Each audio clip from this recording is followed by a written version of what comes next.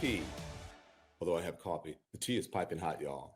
I mean, and we're going to spill some tea. It is piping hot.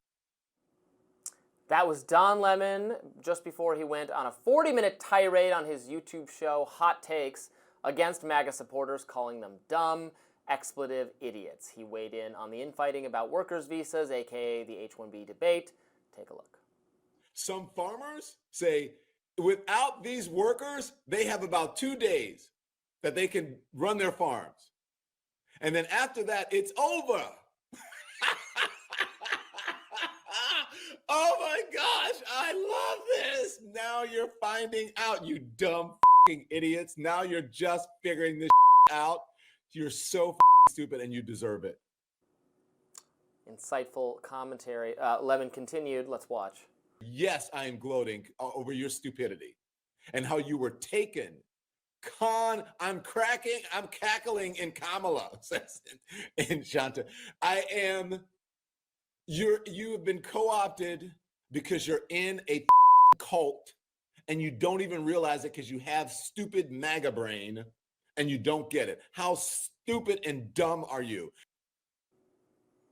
Columnist for Red State Rusty Weiss took to X posting, quote, Don Lemon appears to be losing his mind. What stage of grief is this? You've been co-opted into a cult and you don't even realize it because you have stupid MAGA brain and you don't get it. How stupid and dumb are you?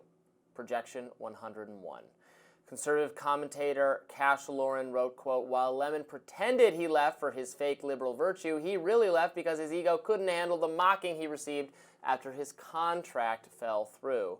So you can see from this video, Lemon's situation is not improving. He should join Mark Hamill and Rob Reiner in a mental health facility. Oh, Don Lemon. We love a bit of Don Lemon around here. We love to bash him. You know, have lemons, make lemonade. Yes. That's what I always say. Yes. He is not, I think, being so successful in the independent alternative media ecosystem, but I guess we are rivals of his, so maybe I would say that. But I don't think he quite gets it, as they would say.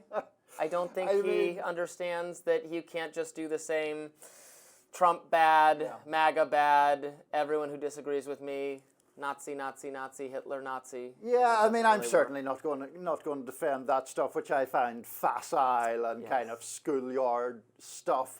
I am always perplexed as to, like, who is that for? I mean, is there a big enough sort of group of the Twitter resistance who are going to line up just to hear Don Lemon call Trump voters dumb, with lots of other fruitier language attached? Maybe, but it seems unlikely. What are you telling people that a certain small audience doesn't already think? It doesn't bring any insight. It's just a way of sort of screaming into a camera and being inflammatory for the sake of it. There is a debate to be had about MAGA views on immigration, and you and I spoke. We were having that debate. We were, and that immigration debate around H-1B visas is legitimately interesting. There are real ideological and substantive differences there. But this just, I mean, I just dislike it. I also dislike it when it comes from the right against Democratic voters, lambasting voters for their purported stupidity because they disagree with you or because there is some complexity to the position. I think it's a waste of time. I think it sort of poisons the well of trying to have respectful discussions, which obviously Don Lemon has no particular interest in. Let's go a little further on this. If you really thought that the voters are just so stupid, just uniformly uninformed, and evil and racist and just so bad, then why would you remain like supposedly an ardent supporter of the democratic system, right? Why would you be like, oh my God, democracy's at stake and it's so horrible, but you're all stupid and you keep voting for things I hate and think are evil, but I must nevertheless protect the system at all costs. Seems to be an inconsistency there. Many years ago, a very left-wing British politician called Tony Benn warned people against, well, politicians or political figures. His argument was it's up to voters to change the people who rule them, not up to the people who are in elites to want to change the voters, right? Yes. And what Don Lemon said there is just about the idea of, you want to get rid of these dumb people and just have people who agree with me. Yeah. And yes, there can be sometimes contradictions or tensions within political parties, of course, and people vote. We have a system dominated by two major parties. Lots of voters vote for one of those parties for different reasons than other people vote for that party. But that doesn't make people stupid necessarily. And I think it's just such a losing argument. If you're trying to sell people on, for instance, having more immigration or more high-skilled immigration, more visas, I'm a defender of this program, even though I think it could be changed in a variety of ways. For instance, I learned after we discussed it yesterday that a lot of the visas are taken up, in the same program, are taken up by the family members of the people who qualify for it. They're in that same program. And so they should be in some different program, so we make available those for the actual people. I would rather actually have it not be a lottery system at all, just give it to whoever was offered the highest paying positions. This is supposed to be, a high-skilled immigration position.